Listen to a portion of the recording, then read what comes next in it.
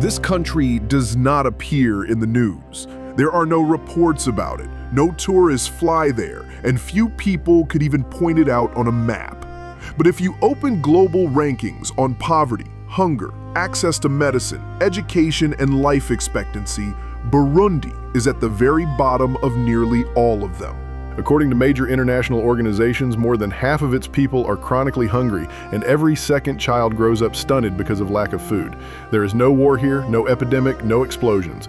Just day after day, year after year, millions live without enough food, clean water, or even the simplest medical care.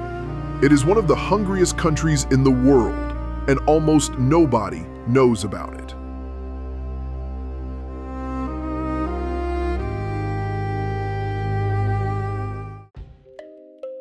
You've probably heard that most countries in Africa aren't very wealthy. Well, Burundi is actually the poorest of them all. This small country faces huge problems. People are leaving, and even elephants have almost disappeared here. And what about you, my dear?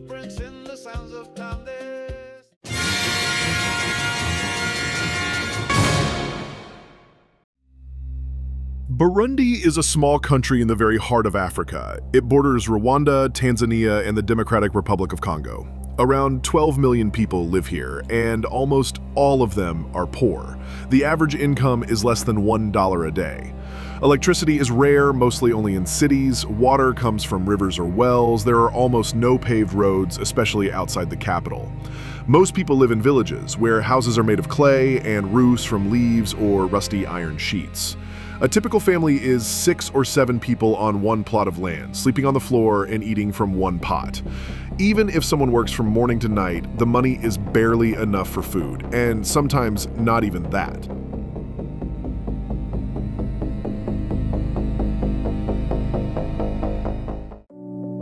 What happens in Burundi today started long before. The country was once a colony of Germany, then Belgium. Resources were taken out and locals used as cheap labor. When Burundi gained independence, the struggle for power began immediately. There were several coups, civil wars, ethnic cleansings, and thousands of deaths. People fled, the economy collapsed. Instead of building schools and hospitals, the country spent decades on survival. Now, it may seem quiet, but the consequences remain. What was once destroyed has never been restored. That is why there are still no roads, no equipment, no medical system, and no proper education. In Burundi, almost everyone is a farmer. That means people grow their own food. But they have no equipment, no tractors, no motor tillers, only shovels, hoes, and their own hands. Everything is done manually, plowing, planting, watering. A field can take weeks to prepare, and only if the rains come. If the season fails, there is no harvest. Irrigation is almost non-existent. Rain is the only source of water. In a good summer, a family may gather some maize, beans, or cassava. In a bad one, they can only hope.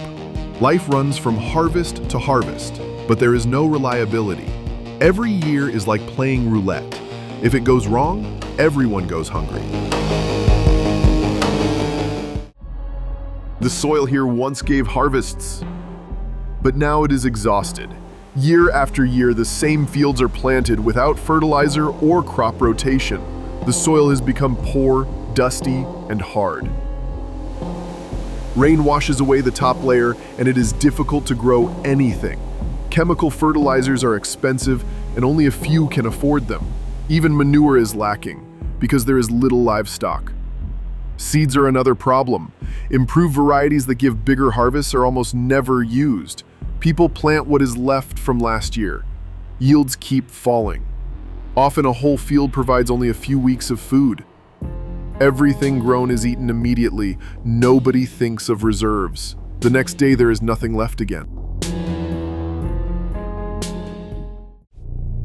In Burundi, nobody stores food. First, because there is nothing to store. Second, because there is nowhere. There are no fridges in villages, no warehouses.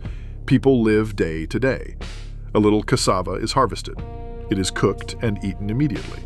A basket of maize is gone in the same week. Whatever comes into the house goes straight into the pot. If something is left, It often spoils in the heat, eaten by insects or rats. There are no jars, no sacks, no facilities. Hunger begins the moment the last bag runs out. Nobody knows how they will feed children 3 days later. Life runs from plate to plate, with gaps that are often too long. In some villages, you may see a family with a cow or a goat. It looks like they cannot starve. There is milk after all. But no, these animals are not for food. They are kept as the last treasure. A cow in Burundi is like a car or savings. It is sold if money is urgently needed for medical treatment or to marry off a daughter. To kill it for food would be like burning down your house to keep warm. Even milk is rarely drunk. It is sold or traded for flour. So a family with an animal may still eat nothing but porridge without protein. A child looks at the cow in the yard while chewing a plain flatbread. That is survival logic.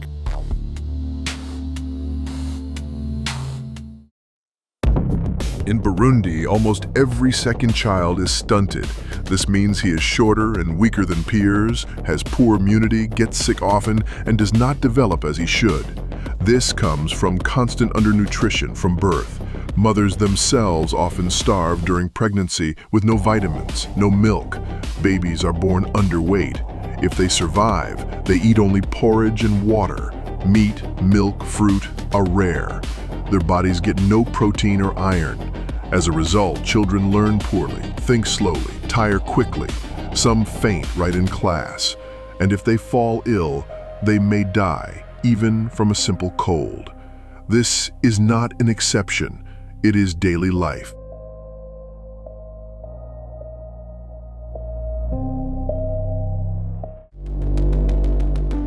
Burundi officially has schools, but in reality they are half empty. Teachers are lacking, textbooks too.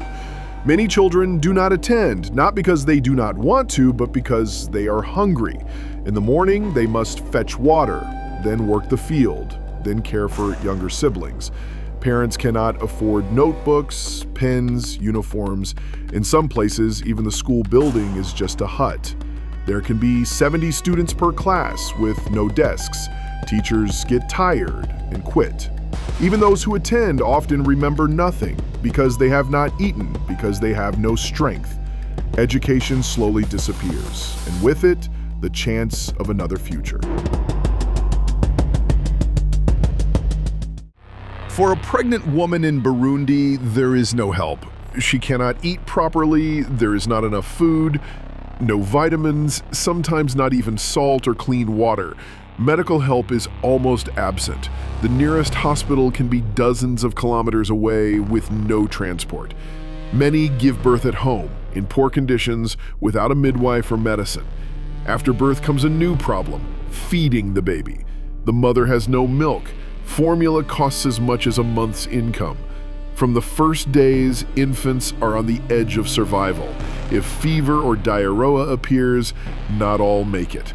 And all this is not during war, but in a peaceful, quiet village.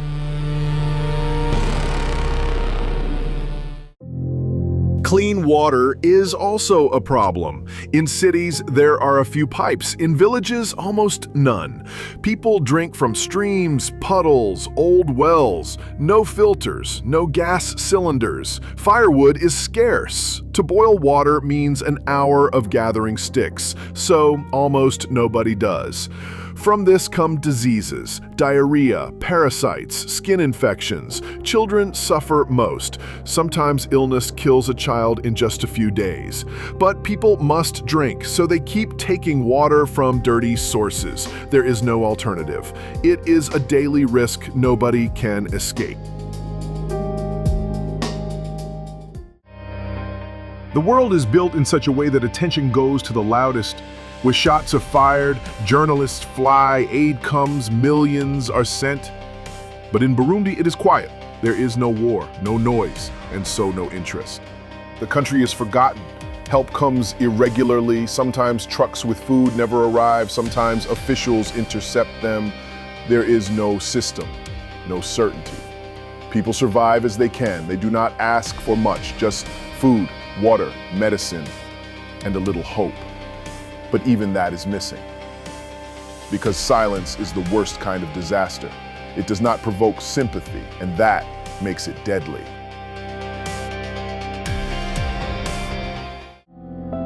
The story of Burundi is not unique. It is simply one of the clearest examples. According to the UN, more than 735 million people in the world live with not enough food.